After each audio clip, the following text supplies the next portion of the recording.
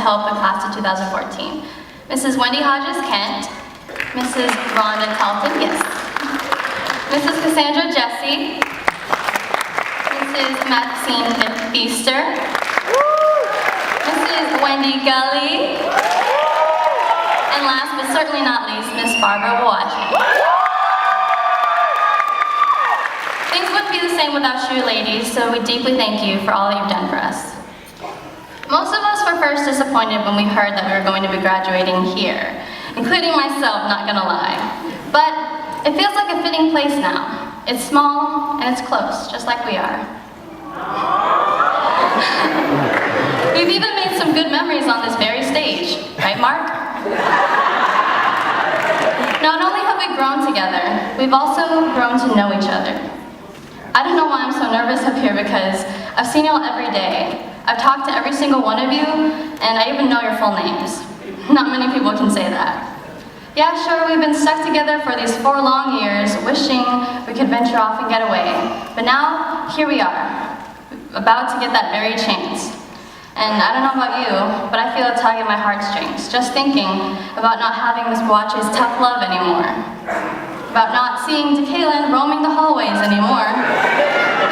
About not seeing J. Ray walk up to me with a smile, knowing she's about to ask for a favor. I love you though, J. Ray. Not hearing Rodney's contagious laugh anymore. Not seeing Imagine Our Destiny slaying it every day anymore. Not seeing Jalen brush his hair every day anymore. I could go on and on about each and every one of y'all, but I don't want to be here all night. I just love how our class can have those moments where any one of us from any different clique can come together for a great, stimulating conversation. That's what we are. That's what we're known for. Unity. We represent and embody our motto of one team, one goal. We've educated each other with diverse cultures and perspectives. For example, without you guys, I wouldn't have known how to, that means swerve away can also apply to something besides a car. How I can flip my weave. Or even what the nene was. Just kidding. No, but seriously, thank y'all for these great memories. I know we haven't had an ordinary high school experience, but that's because we have extraordinary potential that Collegiate has brought out in us. I encourage y'all to challenge yourselves and expand your boundaries and surpass any mediocre standards you may have placed on yourself. We all have the ability to achieve incredible, astonishing, news-breaking, and noteworthy things, and we can change the world, one Collegiate graduate at a time. So don't waste that potential I know you have. Discover your passions and pursue your dreams. And whatever you do, do not stop here. Our voyage hasn't ended, but it has just begun. Yes, I had to throw a cliche line in there somewhere. Well, we've all came here for different reasons, varying from, I want this great collegiate opportunity, to, ugh, my parents made me come here. For whatever reason, it's time to reflect back on what the school has given us. For me, it has instilled confidence that I'd never known I would have had. I've also built so many great relationships here that I wouldn't trade for the world. I'm going to tell y'all a quick little story about something I witnessed in nature. In June 2012, there was a strange hailstorm in the middle of the summer. I don't know if any of y'all remember that, but I have a picture on Instagram. The wind was howling, the hail was pouring, and I couldn't imagine anyone wanting to stand out there. However, through the window, I saw a mama bird sitting on top of her nest, enduring the painful strikes of hail just to protect her baby birds. Now think about this. Those pieces of hail were bigger and rounder than the size of water bottle caps, and they made actual dents in cars and trucks that were parked outside. If they could dent heavy automobile metal, imagine the harm it would have done to that mama bird. I'm telling you this because we too have our own great mama birds in our lives. But, sorry. The mama bird, she selflessly put her own needs aside to be there for her babies. She could have flown off, but no, she braved the storm for her own until the storm was over. Now, I'm eternally grateful for my parents being there And I love y'all, Mommy and Daddy, for always sticking beside me whenever this journey is finally done.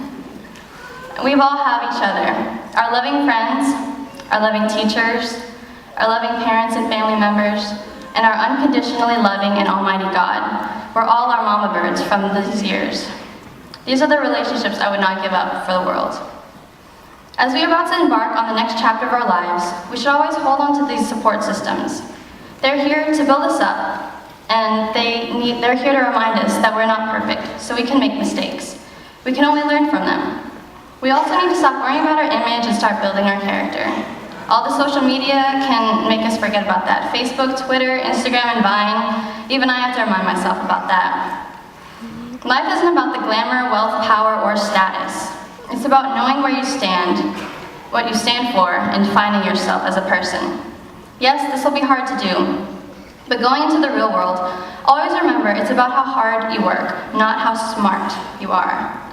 If there's anything you take away from my endless speech tonight, let it be this. You'll eventually come across people in the world who are smarter or stronger, faster, or more accomplished in some way. But don't let that discourage you. Rather, let that challenge you to work harder and do even better. And people always come up to me and say, "Wow, Abby, you must be really smart, huh?" I say, "No, not really, I'm just hardworking." Don't fall for the myth of smart. And with that famous quote from Miss Rogers being said, I would also like to bring up something else she said during our freshman orientation. It was one of the first things she told us to do when we sat down. She said, "Look to your left and look to your right.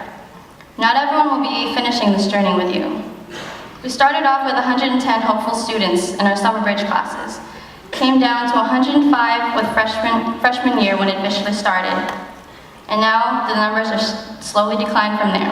100, 97, 92, 83. Well guys, it looks like we're the last one standing.